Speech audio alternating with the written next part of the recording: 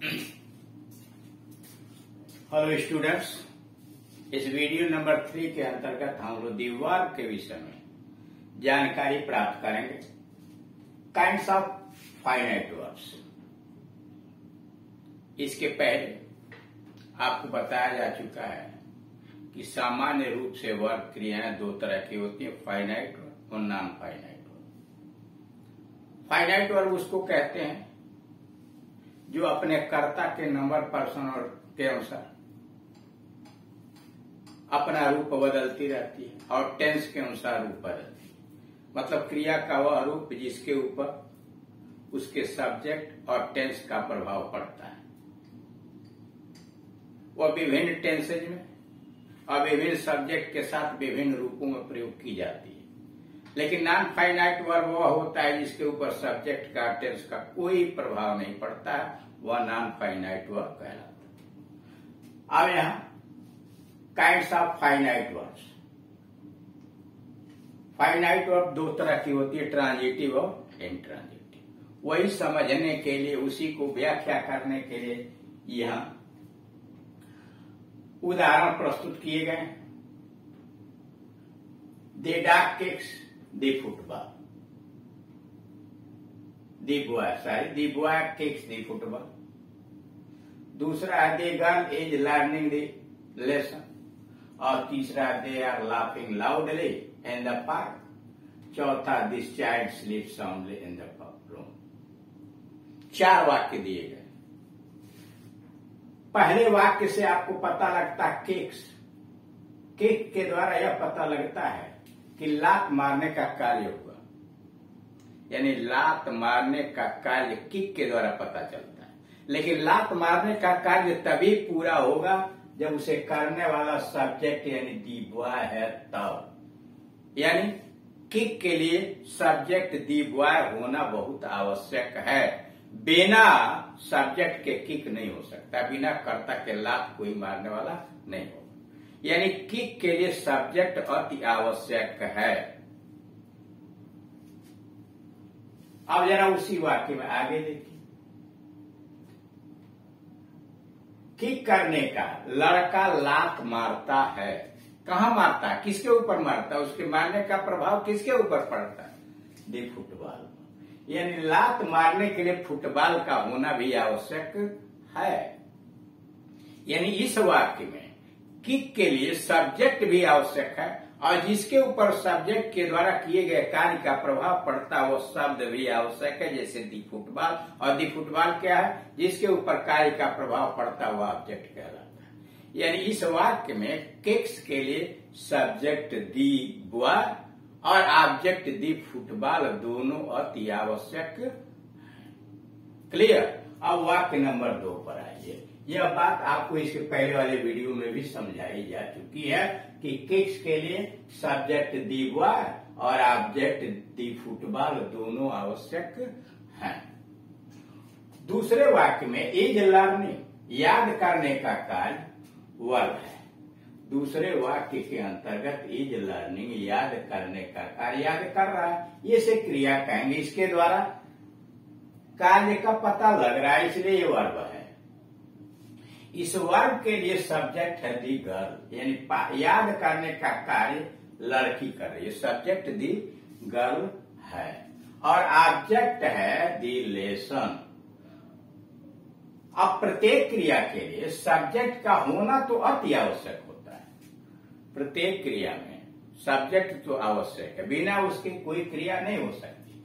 परंतु इस वाक्य में हम यह देखते हैं कि याद करने का कार्य केवल तभी संभव होगा जबकि वह वस्तु हो जिसे याद करना। वैसे किसी भी कार्य करने के लिए सब्जेक्ट का होना तो आवश्यक है ही, लेकिन इस वाक्य में हम यह देख रहे हैं कि याद करने का कार्य तभी संभव है जब याद करने वाली वस्तु हो। कौन सी बात याद करेंगे, तो वह आवश्यक है जिसे याद किया जाए वह वस्तु होना चाहिए। यहाँ भी सब्जेक्ट के साथ साथ ऑब्जेक्ट अति आवश्यक है। यानी दूसरे वाक्य में भी इज लर्निंग का काम तभी होगा जब दी गर्ल सब्जेक्ट रहे। यानी दी गर्ल तो हर वाक्य में आवश्यक है, लेकिन याद करने के लिए तो वो वस्तु चाहिए ना जिसे वह याद किया जाए। और यहाँ डिलेशन है, इसका मतलब यह है कि इस वाक्य में भी वर्ब के लिए सब्जेक्ट भी आवश्यक है और उतना ही आवश्यक ऑब्जेक्ट भी है। सब्जेक्ट याद करेगा, वह करता है, लेकिन याद करने के लिए वस्तु है डिलेशन। अब आइए नंबर 3 पर। तीसरे वाक्य में आर लाफिंग हंसने का कार्य वर्ब है। तीसरे वाक्य में are laughing, they are laughing loudly in the park, वो पार्क में जोर जोर से हंस रहे हैं।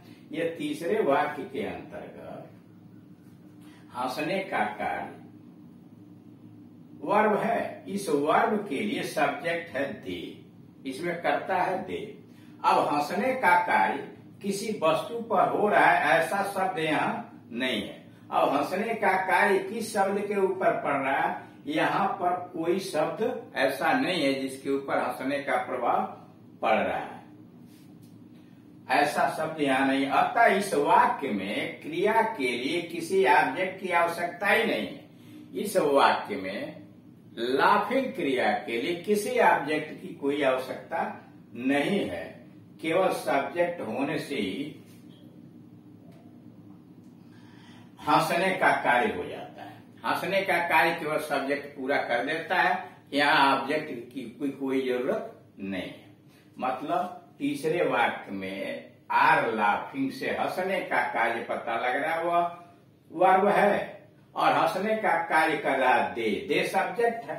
अब इसमें ऐसा कोई शब्द नहीं है जिसके ऊपर हंसने का प्रभाव पड़ रहा हो, यानी इस वाक्य में केवल सब्जेक्ट दे के माध्यम से हंसने का कार्य पूरा हो जा रहा है, यहाँ किसी ऑब्जेक्ट की कोई जरूरत नहीं है। अब आइए चौथे वाक्य में स्लीप्स, this child स्लीप्स soundly in the room, यह लड़का कमरे में गहरी नींद में सोता है। अब यहाँ कह रहा चौथे वाक्य के अंतर्गत स्लीप्स सोने का कार्य वर्ब है। इस वर्ब के लिए सब्जेक्ट है दिस चाइल्ड, यानी वही सोने का कार्य करता है। इस वाक्य में कोई ऑब्जेक्ट नहीं है, केवल सब्जेक्ट के होने से ही सोने का काम पूरा हो जा रहा है। यानी वाक्य नंबर 3 और 4 में किसी ऑब्जेक्ट की जरूरत नहीं है, लेकिन वही वाक्य नंबर 1 और 2 में सब्जेक्ट के साथ साथ ऑब्जेक्ट की भी जरूरत है क्रिया के लिए। उपर्युक्त अध्ययन से हम पाते हैं कि फाइनाइट वर्ब 2 प्रकार के होते हैं। यानी उपरोक्त अध्ययन से यह पता लगता है कि फाइनाइट वर्ब 2 प्रकार के होते। एक तो वे क्रियाएं जिनके लिए ऑब्जेक्ट भी होता है, यानी वे क्रियाएं जिनके साथ ऑब्जेक्ट भी लगा रहता है, ऐसी क्रियाओं को ट्रांजिटिव वर्ब या सकर्मक क्रियाएं कहते हैं। यानी हम यहाँ यह देख रहे हैं कि ट्रांजिटिव वर्ब 2 तरह की है, फाइनाइट वर्ब 2 तरह की होती है। वे क्रियाएं जिनके साथ ऑब्जेक्ट भी लगा रहता है वह कहलाती हैं ट्रांजिटिव वर्ब यानी सकर्मक क्रियाएं। और दूसरी वे क्रियाएं जिनके लिए ऑब्जेक्ट नहीं होता है, ऐसी क्रियाओं को इंट्रांजिटिव वर्ब कहते हैं। यानी अध्ययन से यह पता लगा कि फाइनाइट वर्ब 2 तरह की होती है, ट्रांजिटिव वर्ब और इंट्रांजिटिव वर्ब। जिन क्रियाओं का ऑब्जेक्ट होता है वाक्य में वह ट्रांजिटिव वर्ब कहलाती हैं, और जिनके साथ ऑब्जेक्ट नहीं होता है वह इंट्रांजिटिव कहलाती हैं। अतः उदाहरण 1 की क्रिया केक्स और उदाहरण 2 की क्रिया इज लर्निंग ट्रांजिटिव वर्ब है। यानी उदाहरण 1 और उदाहरण 2 में, एक में केक्स और दूसरे में इज लर्निंग ट्रांजिटिव वर्ब है। और उदाहरण 3 की क्रिया आर लाफिंग और उदाहरण 4 की क्रिया स्लीप्स इंट्रांजिटिव है। ये तो रहा आपका फाइनाइट वर्ब के प्रकार, यानी फाइनाइट वर्ब 2 तरह के होते हैं, ट्रांजिटिव वर्ब और इंट्रांजिटिव वर्ब। अब तीसरे पर आइए, verb of incomplete predication. Verb of incomplete predication क्रिया का तीसरा रूप होता है वर्ब ऑफ इनकम्प्लीट प्रेडिकेशन, उसी को लिंकिंग वर्ब भी कहते हैं। तीसरे नंबर की यह क्रिया है। अब वाक्यों को देखिए, इन वाक्यों को देखिए। Birds fly they are happy, चिड़िया उड़ती हैं, दे आर हैप्पी वे खुश हैं।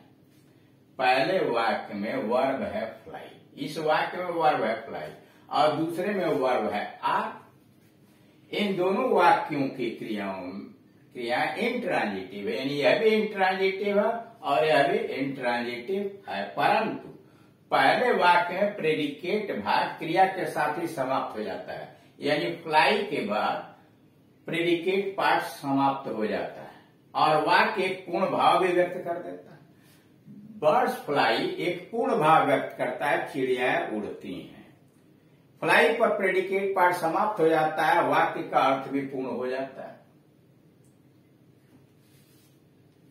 अब दूसरे वाक्य में भी यदि हम क्रिया के साथ ही प्रेडिकेट पार्ट को समाप्त कर दें, यानी केवल दे आर लिखें, अगर दूसरे वाक्य में भी क्रिया के साथ हम प्रेडिकेट पार्ट को समाप्त कर दें तो बचेगा दे आर। और जब कहेंगे दे आर तो ये पूर्ण भाव प्रकट नहीं होता, वे हैं से पूर्ण भाव व्यक्त नहीं होता है। यानी यहाँ प्रेडिकेट अपूर्ण रह गया है, पूरा भाव व्यक्त नहीं कर रहा है। और दे आर के बाद हैप्पी लिखने पर प्रेडिकेट पार्ट पूरा हो जाता है, वे खुश हैं। ठीक, ऐसे इंट्रांजिटिव वर्ब को incomplete predication, verb of incomplete प्रेडिकेशन कहते हैं। ऐसे अकर्मक क्रियाएं जो अकेले अपना अर्थ पूरा नहीं करते वह कहलाती है वर्ब ऑफ इनकम्प्लीट प्रेडिकेशन। यहाँ हैप्पी शब्द प्रेडिकेट को पूर्ण कर रहा है, अतः इसे कॉम्प्लीमेंट पूरक कहेंगे। हैप्पी यहाँ कॉम्प्लीमेंट कहलाएगा, पूरक। वर्ब ऑफ इनकम्प्लीट प्रेडिकेशन अपने अर्थ में होना यह भाव व्यक्त करती है। कहता वर्ब ऑफ इनकम्प्लीट प्रेडिकेशन अपने अर्थ में होना यह भाव व्यक्त करती है। इसके बाद जो कॉम्प्लीमेंट आता है वह सब्जेक्ट कॉम्प्लीमेंट कहलाता है, यानी इसके बाद जो कॉम्प्लीमेंट आएगा वह सब्जेक्ट कॉम्प्लीमेंट कहलाता है, क्योंकि वह सब्जेक्ट के विषय में ही कोई बात करता है, सब्जेक्ट के विषय में ही कुछ बताता है। ऐसे वर्ब को लिंकिंग वर्ब्स भी कहते हैं। और इससे संबंधित कुछ अन्य उदाहरण भी देखिए। टाइम इज ए डॉग, अब इसमें एज जो है लिंकिंग वर्ब है, ए डॉग कॉम्प्लीमेंट है। द सन इज हॉट, सूरज गर्म है, एज लिंकिंग वर्ब है, हॉट उसका कॉम्प्लीमेंट है। He became a doctor, became linking verb है, a doctor उसका कॉम्प्लीमेंट है। The man seems tired, आदमी थका हुआ लगता है, seems incomplete verb of incomplete predication है, लिंकिंग वर्ब है, टायर्ड उसका कॉम्प्लीमेंट है। You look happy, तुम प्रसन्न लगते हो, लुक लिंकिंग वर्ब है, हैप्पी कॉम्प्लीमेंट है। It grew dark, grew linking verb है और डार्क जो है उसका कॉम्प्लीमेंट है। तो यानी इस तरह से इस लेखन में आपने यह देखा कि फाइनाइट वर्ब दो तरह की होती है, ट्रांजिटिव वर्ब और इंट्रांजिटिव वर्ब। और तीसरे नंबर की क्रिया लिंकिंग वर्ब जो अकेले वाक्य में अपना अर्थ पूरा नहीं करते हैं, उसके अर्थ को पूरा करने के लिए कोई न कोई शब्द रखा जाता है, उसे पूरक कहा जाता